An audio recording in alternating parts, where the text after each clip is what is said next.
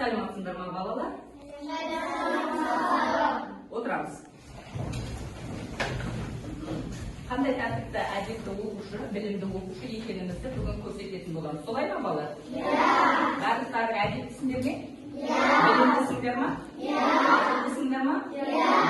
Ақылдысыңдар. Мен бәріңіздерді білемін, сендер әдепті, ақылды, талғапаз оқушы екендеріңді. Олай болса, бізде қазір қандай сабақ болады балалар? Қазақ тілі сабағы болады. Қазақ тілі сабағы балалар, бізде жай сабақ емес. Бүгін балалар, бізде жай сабақ емес. Бізде бүгін ерекше сабақ болады деп отыр. Сондықтан да сабаққа белсене қатысамыз. Қатысамыздар белсене? Өз ойымызды толық айтамыз. Айтамыз ба? Өте жақсы. Демек, өзіміздің білімімізді көрсетуге атсалысайық. Сондықтан да бірінші, бүгін балалар бізде топқа бөліну арқылы қазақ тілі сабағын өтеміз. Бірінші топ, қолдарын көтеріңдер. Екінші топ, үшінші топ. Бірінші топтың топ басшысы Адина. Тұра қойыңыздан Адина. Екінші топтың топ басшысы Үміт. Үшінші топтың топ басшысы Ислам. Өте жақсы. Қуаныштымын сендермен бүгін сабақ өтетініме. Отыра қойыңдар балалар. Өте жақсы. Енді олай болса балалар, бүгін сабағымызда мен сендерге жай келген жоқпын. Мен сендерге бүгін дәрумен алып келдім. Дәрумен ақыл, күш, табандылық келеді. Демек, біз дәруменді ішіп аламыз да, барлығымыз өзіміздің ақылымызды, күшімізді және табандылығымызды көрсететін боламыз. Және әдептілігімізді міндетті түрде көрсетуіміз керек. Олай болса балалар, бүгін біздің ең бірінші бастайтынымыз ережеден бастайық. Кәнекей бәріміз қараймыз. Сабақта бір-бірімізді сыйлаймыз, тыңдаймыз. Уақытты үнемдейміз. Нақты дәл жауап береміз. Тапқырлығымызды көрсетеміз.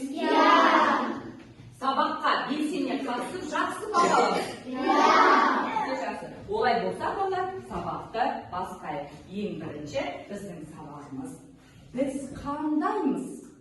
Бірінші біз қандаймыз?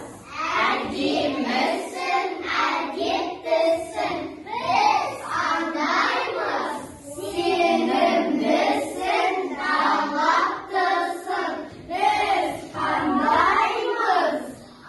Ақылдысың, талаптысың. Біз бәріміз қандаймыз? Тәртіпті балдаймыз. Өте жақсы. Олай болса балалар, қолымызды алдымызға қоямыз. Оқулығымыздың беті бізде ашылып тұр.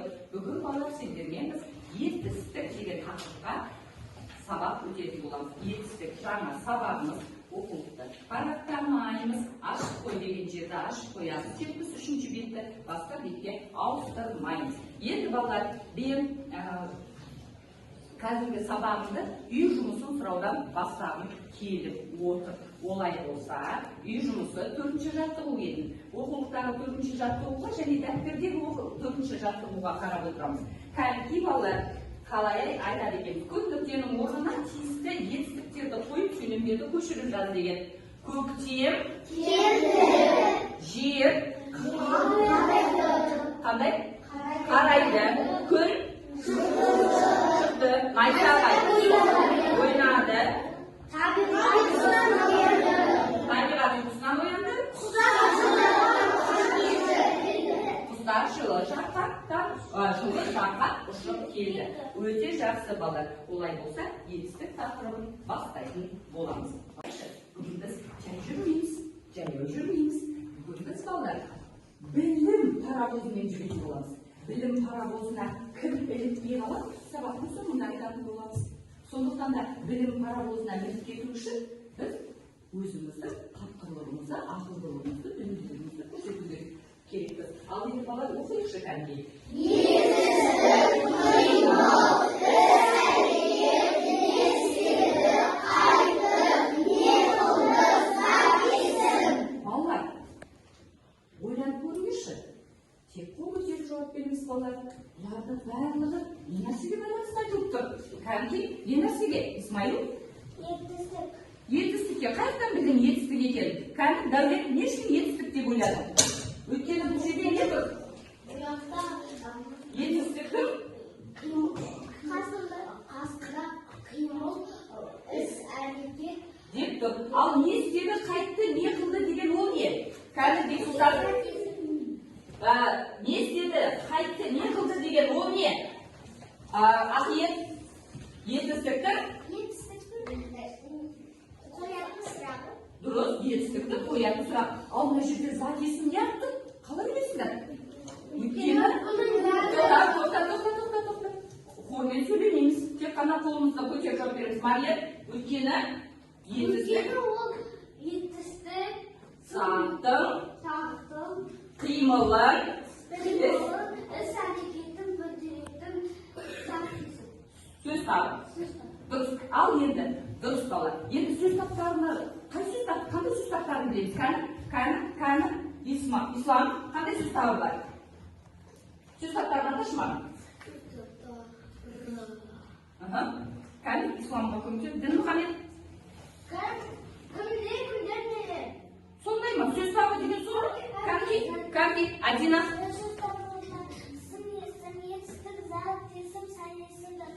Өте жақсы. Есімізге сақтауымыз тақырыбымыз етістік заттың қимылын іс-әрекетін білдіреді. Қайтты, не қылды деген етістік заттың қимыл іс-әрекетін білдіреді екен. Олай болса, бүгін бастаймыз. Дәптерімізді ашамыз. Әдемі етіп бүгінгі күнді жазамыз.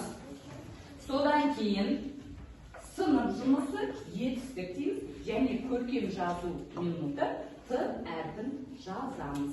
Т әрпі не басталатын қимылды білдіретін сөз жоқ. Естідер ме? Кім айта алады маған? Т әрпіне басталатын. Тарады. Ислам?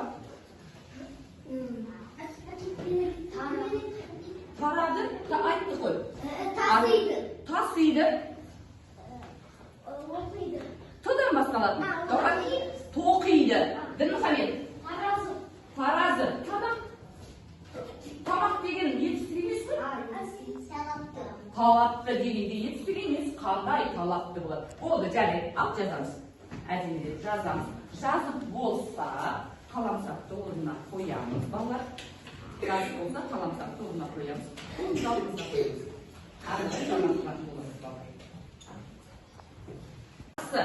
Сабаққа қатысқан топқа жасыл смайликті берем. Кішкене қателік бар ау дегендерге сары смайликті беретін боламын. Және мүлдем қате дұрыс емес жауап дегенге немесе топ дұрыстап сабаққа қатыспай отырса демек сабаққа қалай қатысамыз? Жақсы, белсене қатысатын боламыз. Жақсы балалар, енді олай болса келесі сабағымызға көшеміз. Ал енді балалар, мына жерде тақтада суреттер не істеп тұр екен? Қайын көрейік. Кітаптар. Қолы қолмен сөйлейміз. Қандай сұраққа жауап беріп тұр? Не қылды? Кәнки бір сөйлем сұрақ қойып, шығыс жерде. Кән қолымыз көтеріп жауап береміз. Кән кім не қылды? Ал Гафар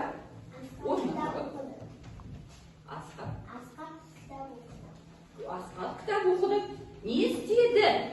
Не істеді Айнұр? Мақсат кітап оқыды. Мақсат кітап оқыды. Кәнки келесі ортам қадар.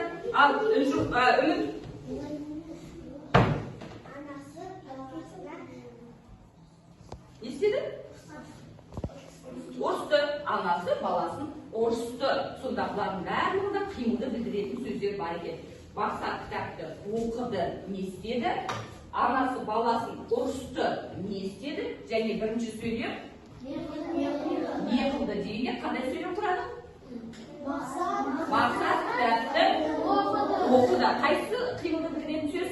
Оқыды. Өте жақсы. Оқыды деген сөз қимылды білдіретін сөз екен. Олай болса, балалар, біз миымызды итшайнап көрейікші. Oldu. Өте жақсы. Олай болса балалар мегами. Кәні топтық жұмыс жасаймыз. Топпен жұмыс жасаймыз кәні. Мен тақтаға топтарынан келіңдер. Айтена кеш. Біздің миымыз ақылды толықтырылу үшін біз немен жұмыс жасаймыз? Компьютермен. Кәні оқыда сұраққа жауап бере қой. Етістік дегеніміз не? Я. Егжесін айталым. Етістік дегеніміз заттың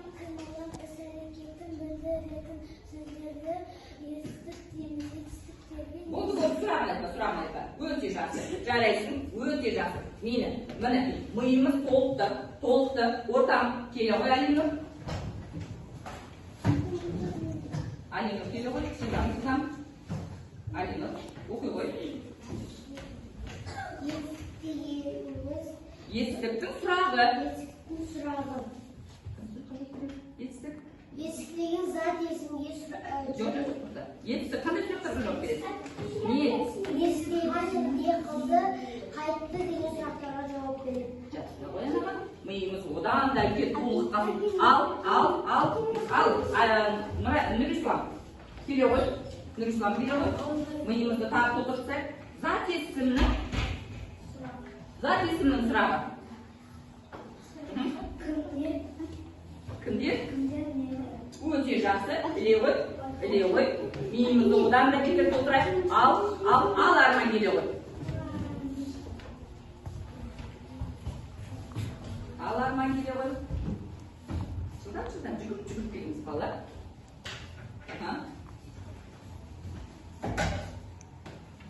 Зат дегеніміз кім-кімдер, не-нелер деген сұрақтар қойылады. Зат есім нені білдіреді?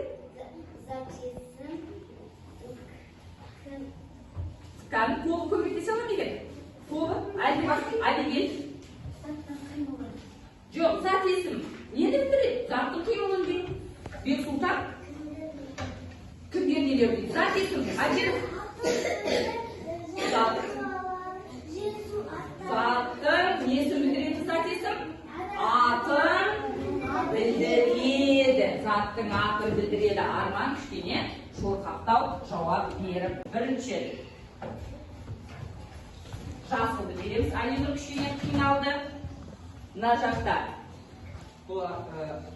кішкене қиналды, бірақ бірінші сұрақ болған үшін мен сендерге өте жақсы деген баға қойып жатырмын балалар. Олай болса балалар, кәнекей бәріміз оқулыққа қараймыз. 6-шы жаттығуға қараймыз. Балалар, 6-шы жаттығуда берілген сөз оқулықты алдымызға қоямыз. Кәнекей берілген сөздердің бәріне ортақ етістікті тап дейді. Кәні кім оқиды маған? Ислам оқи ғой. Аққу, кеме, 107. Келісеміз бе? Келісеміз. Дәулет. Ұшады. Өте жақсы. Аққу, инелі, көбелек ұшады екен. Олай болса топтық жұмыс жасаймыз. Балалар, кәнекей. Бірінші топ. Ортақ сөзді жазамыз. Екінші топ. Ортақ сөзді жазамыз. Үшінші топ. Ортақ сөзді жазамыз. Балалар.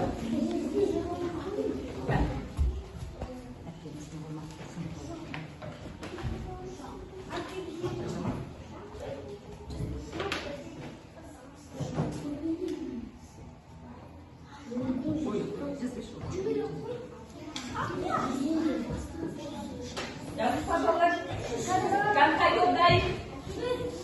Көтермейміз ба? Қай топ дайын? Екінші топ дайын. Үшінші топ дайын.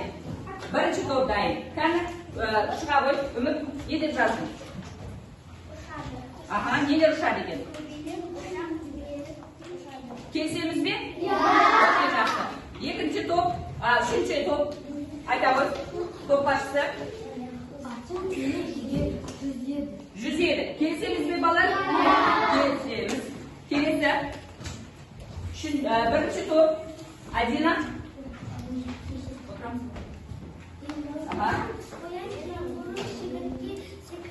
Келсеміз бе?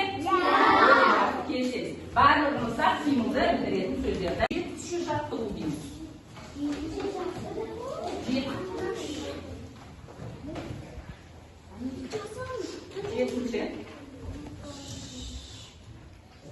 7-ші жаттығу дейміз. Шуға қимылдаймыз. Денемізді тік ұстаймыз. Қолымызды дәптердің астына қоямыз.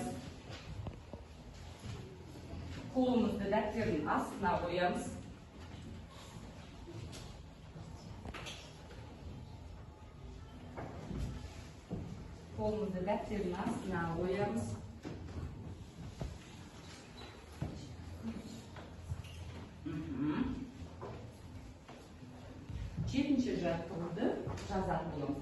Ал болдық. Басымызды көтереміз. Мен жаңа бағаламай өттім. Үшінші топқа өте жақсы тәртіпті деп отырған үшін 2 смайлик беремін. Өте жақсы. 1 смайлик беремін және бірінші топқа 1 смайлик беремін. Оқулыққа қараймыз балалар жетінші жаттығуға, ал оқимыз. Формен сөздерді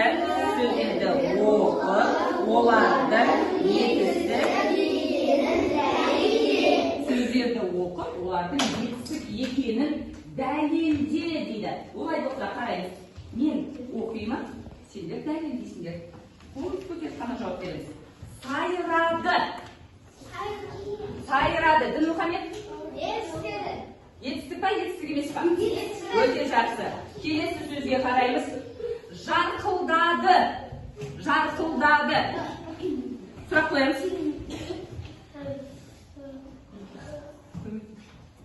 Не істеді? Етістік па, етістік емес па? Етістік. Келесі сөзге қараймыз. Үрді. Үрді. Әбігел? Не істеді? Үрді. Өте жақсы. Келесі. Жазады. Арман? Не істеді? Жазады. Оқыды ғой? Жазады. Не істейді. Келесі. Көрді. Ортаңғы қатар. Көрді. Екінші қатар. Нұрислам сұрақ қой. Не істеді? Келесі сөзге қараймыз. Жинады. Мынау екінші топ маған ұнамай тұр. Жинады. Не істеді? Жинады. Жарайсың, өте жақсы, тамаша.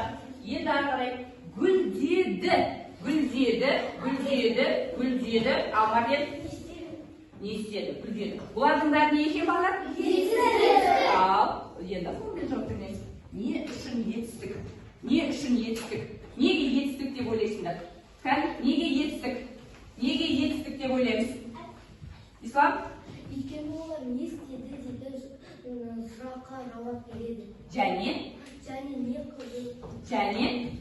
Олар нені білдіріп тұр? Өте жақсы, қимылды білдіріп тұр. Ал жазамыз балалар, дәптерді ашып, азат жолда бастап, қимылды білдіретін сөздерді, етістік сөздерді жазамыз. Бастап. Екінші қатарға смайлик, екінші топтың оқушыларына смайлик бермеймін. Өйткені сабаққа белсенді қатысып отырған жоқ. Денемізді ұстаймыз, қолымызды дәптердің астына қоймыз.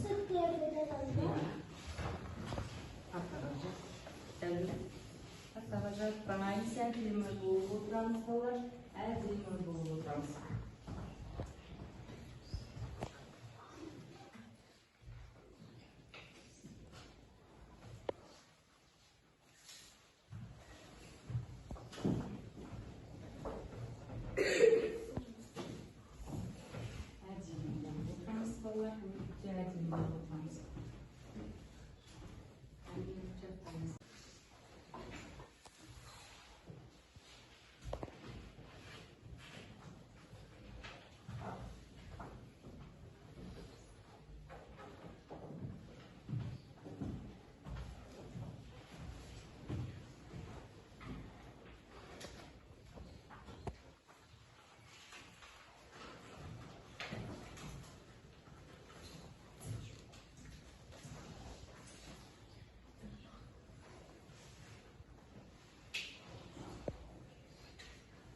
Деп сигнал картаны көтереміз. Сигнал карталарын көтереміз. Оқығандарымыз сигнал карталарын көтереміз. Қайта жылдан болды және әдемі жазып көрейік.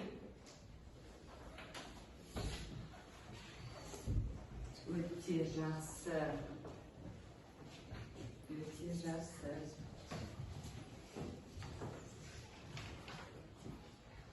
Қандай тамаша.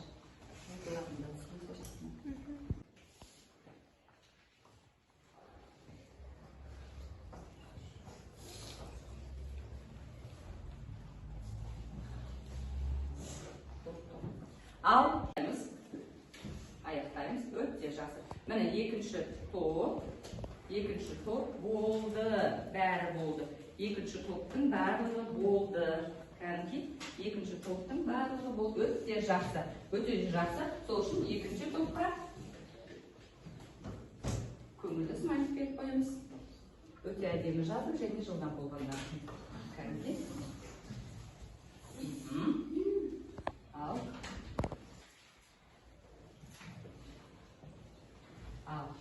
Болды, балалар. Болды. Қалымсақ торында қоямыз. Бәріміз беріледі. Балалар, келесі біздің тапсырмамыз кім жылдам?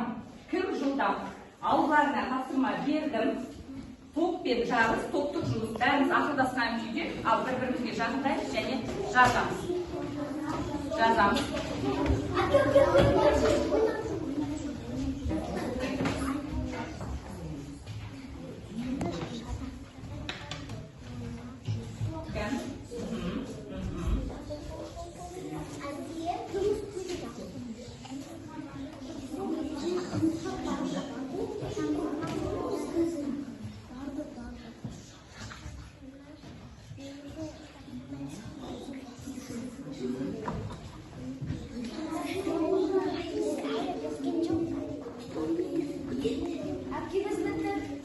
Өте жақсы.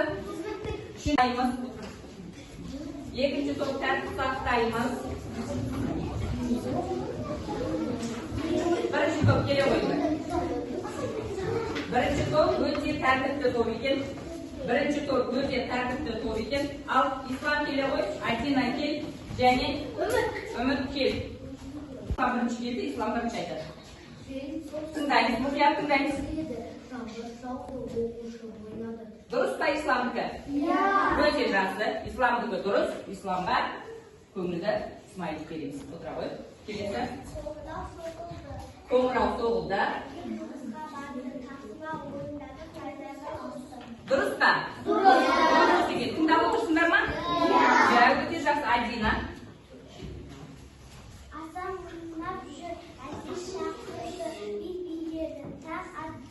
Дұрыс па балалар? Өте жақсы. Бірақ мына жерде таң атты дегенде бір т жазып қойсыңдар. Екі т болады балалар. Атты. Өте жақсы. Өте жақсы. Олай болса, балалар келесі тапсырмаға көшеміз. АБС әдісі. АБС әдісі. Алдымыздағы тест тапсырмаларымызды орындаймыз.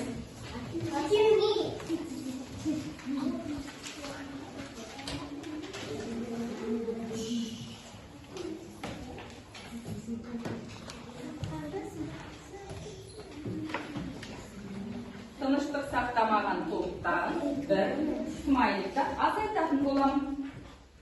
Қай топ тыныштық сақтамаса, сол топтың бір смайлигі азаяды. Демек, ол бір бал азаяды деген сөз. Жақсы. Біз парақшамызды дәптердің ортасынан салып қоямыз. Маған көрсетпейсіз, әшін қалып қоямыз. Бір топта бір ғана оқушы қалды. Өте жақсы. Үшінші топ. Смайликті, мені тест парақшаларымызды дәптердің ортасына қоямыз. Дәптерді жинаған кезде бірге жинайтын боламыз. Тұрады, кәнім, қалай отырамыз? Өте жақсы. Жарайсыздар, кәнім.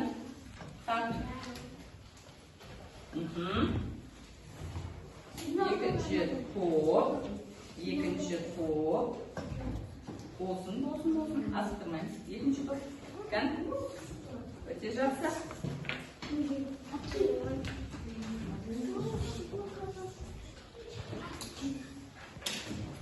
Үшінші топ. Бірінші аяқтаған үшін оларға бір көңіл түсмайды. Олай болса, жарайсыңдар. Орнымыздан тұрамыз, серікті сәтін жасаймыз.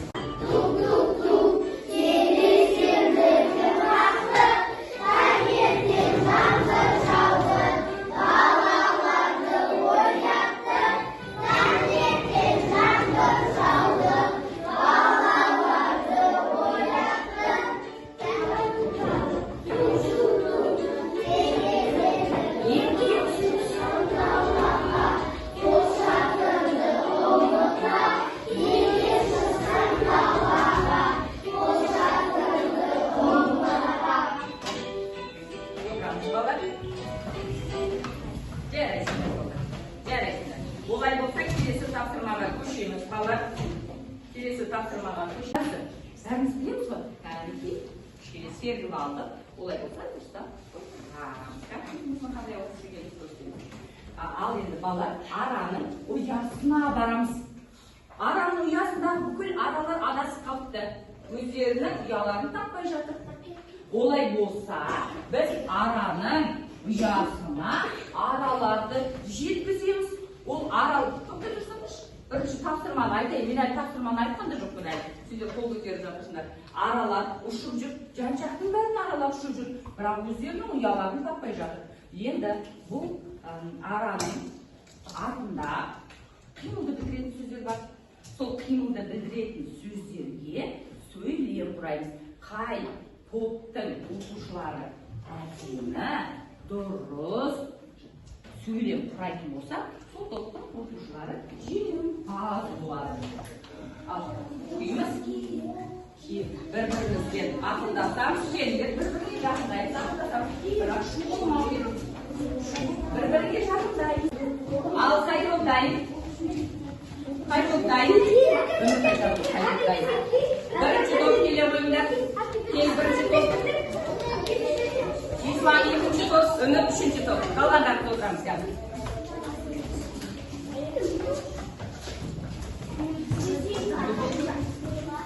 Ал, олай болса. Ал, Адина, бастай ғой. Оқушы мектептен келді. Оқушы мектептен келді. Келесі. Екіншісін оқиық. Дұрыс па сөйлемі? Келді деген сөзден сөйлем құрады. Ара ұясына жетті. Келесі. Оқушы достармен ойнады. Дұрыс па? Өте жақсы. Бірінші топ өте жақсы. Екі араның ұясына жеткізді. Ислам? Жақсы. Жазып жатыр. Сөйлем. Асан жұмысын орындап, жұмысын жазып жатыр. Өте жақсы. Асан жұмысын жазып жатыр. Дұрыс па бала? Болмаса қабылдамаймыз. Ал келесі. Асқар далада достармен ойнады. Дұрыс па? Өте жақсы сөйлем құрап, үшінші қатардың сөйлемі, топтың құрамын сөйлемі маған ұнады. Ал мен өскенде аспаз боламын дейді. Дұрыс па? Өте жақсы. Арайым. Көктем мезгілі келді. Дұрыс па? Өте жақсы. Тамаша. Қандай тамаша сөйлемдер құралды. Енді дегенмен де бағалап жіберейік балаларды. Мінекей бірінші болған үшінші топқа береміз. Екінші топқа да береміз. Және бірінші топқа да береміз. Өте жақсы. Енді балалар.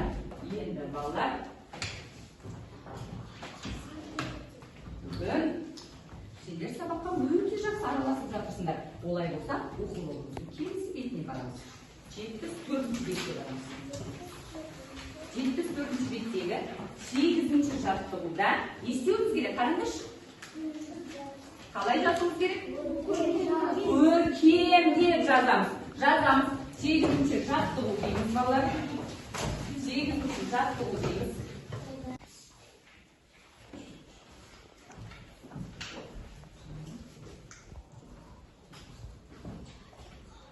Әдегел келе ғой. Тақтаға әдегел жазады. Әдемі жазамыз ғой.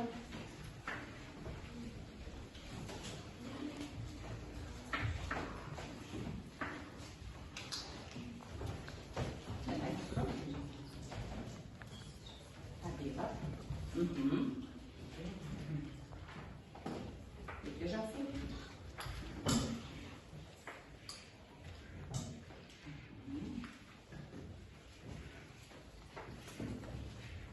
Жақсы. Олай отыруға бола ма екен?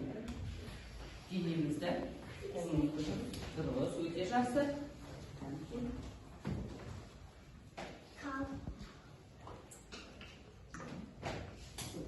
Сынша.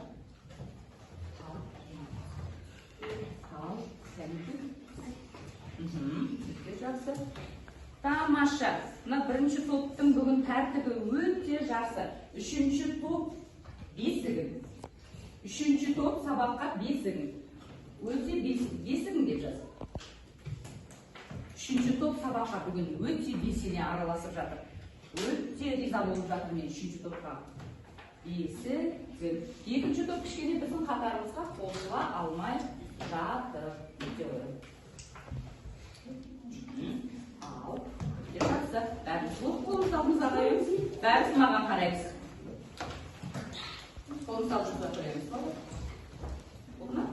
Болды. Ал. Бәріміз бірге оқимыз. Табиғат тал бесігін. Қалай түсінесіңдер? Табиғат тал бесігін дегенді қалай түсіндіруге болады? Кім түсіндіреді маған? Балалар, табиғат біздің неміз? Өйткені ол бізді не істейді? Қорғайды. Қанда? Жылуын береді. Бізді асырайды ма? Асырайды. Табиғатсыз өмір сүру мүмкін бе? Ал табиғат бізсіз өмір сүре алады ма? Әрине өмір сүре алады. Балалар, әрине табиғат бізсіз өмір сүре алады. Бірақ біз табиғатсыз өмір сүре алмаймыз балалар. Өте жақсы. Енді олай болса балалар, біз қазір сендермен тағы да бір тапсырманы орындап жіберейік. Ол үшін қолымызды алдымызға қоямыз. Дұрысталып отырамыз. Енді қазір иә, жоқ деген ойды айтамыз. Сендерге иә, жоқ. Айқайламаймыз. Қолымыздағы сигнал карталарында жасыл. Дұрыс болса жасыл түстіні көрсетесіңдер.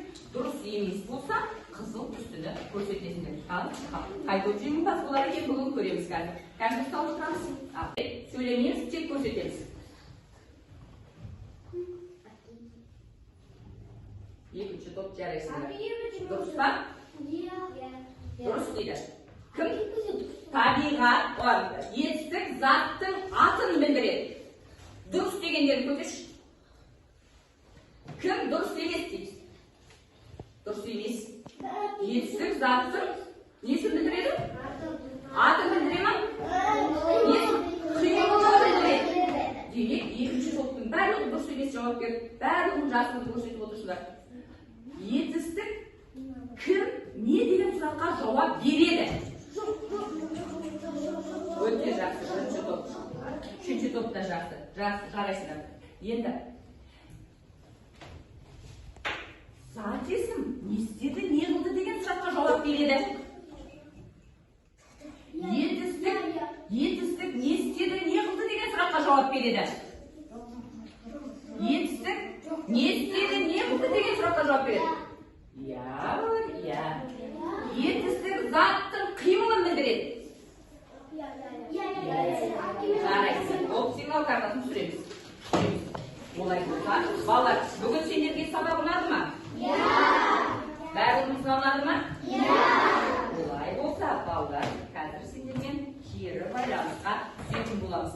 Кері байланысқа түсу үшін сендер қазір өздерінің сабақтан алған әсерлеріңді жазатын боласыңдар. Маған сабақ ұнаса, ұнады. Түсінбесем, мен түсінбедім. Маған қиын болды бүгін сабақ. Мен мүлдем еш нәрсені түсінбедім дейтін болсам да жазасың. Түсіндім, түсінбедім, барлығы түсінікті. Жартылай түсіндім деп, арттарыңды міндетті түрде жазасыңдар. Енді оған дейін бірінші жылда мен сендерге бірінші бағаланып алайық. Кәмде үшінші топ басшысы сана қанша смайлик жинағандарыңды, екінші топ басшысы санаңдар қанша смайлик жинағаныңды, бірінші топ басшысы санаңдар қандай смайлик, қанша смайлик жинағандарыңды. Үшінші топ жетеу жинапты, екінші топ бесеу жинапты, бірінші топ алтау жинапты. Жеңімпаз кім болды? Үшінші топ. Демек, үшінші топқа үшінші топ орнымызда тұрамыз, қалғандар отырамыз. Үшінші топ қана орнынан тұрады. Бәрін шақалап тұрамыз. Жарайсыздар. Өте жақсы, бүгін олар менің де көңілімнен шықты. Олай болса балалар, қазір беремін топ басшыларына. Барлықтарын жазамыз, жылдан жазамыз. Олар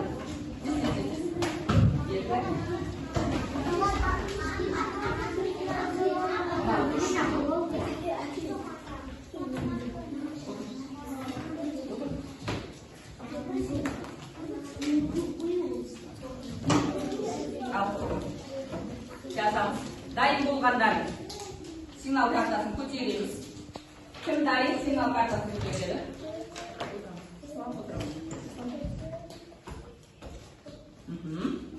Тағы да сигнал картасын көтереміз. Ислам жабыстыра қой. Шуламай жабыстырамыз. Бізде, Герман түсіндірмеге түстім ғой, бәріміз білеміз, я? Ақылды көз, барлығын түсіндім. Жасыл үкіге жабыстырасың. Толықтыратын жерім бар. Қызыл үкіге жабыстырасың. Еш нәрсе түсінбедім, қызыл үкіге жабыстырасың. Үшінші топ келеді. Жабыстырады. Үшінші топ бірінші жабыстырады. Өткен жеңімпаз. Үшінші топ жылдамдатамыз.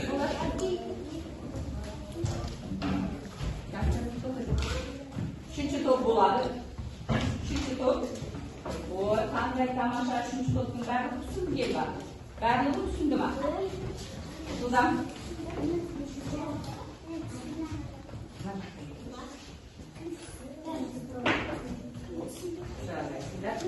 Екінші топ, екінші орын алған, олар 60 майы жинады.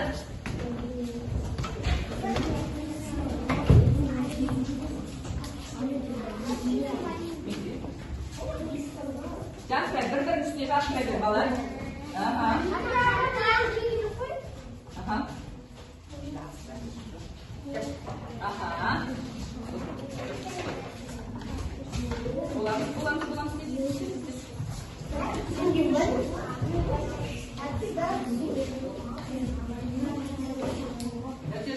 Үшінші топ, кәні үшінші топты көрейік, мүмкін үшінші топты түсінбегендер бар шығар. Әлде толықтыратын жері бар ма үшінші топтың, кәні үшінші топ жақсыра қойыңдар. Олай болса, ал бәріміз дұрыстау тұрғанбыз. Енді бұны қорытамыз. Сонымен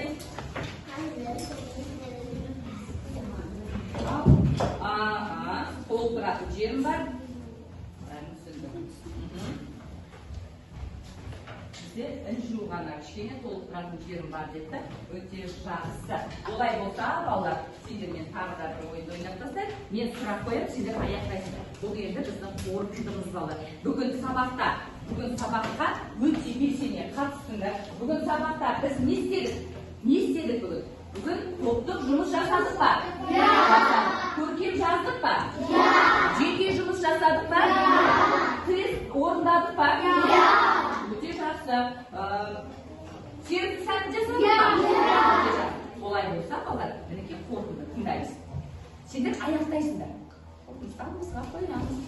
Дұрыс білем демеңдерін қолдарыңызды көтеріңдер. Сөз таптарын ата. Сөз таптарын, Мұхаммед. Жарайсың.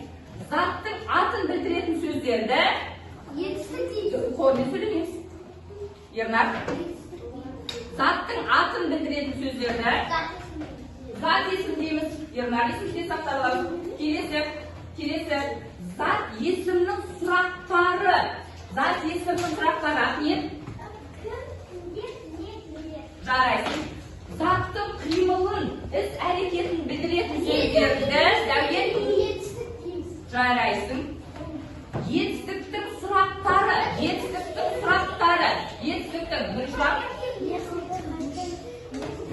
Өте жақсы. Балалар, мен сендерге бүгін өте ризамын. Орнымыздан тұрамыз. Сабаққа белсене қатысып, мені тыңдап, тәртіп сақтап, белсенді болғандарың үшін, ақылды, күшті, тапқыр болғандарың үшін, табанды болып танытқандарың үшін сендерге алғыс білдіремін. Бір-бірімізге шапалақтаймыз. Олай болса, балалар бәріңіздеріне рахмет. Қазақ тілі сабағы аяқталды. Рахмет.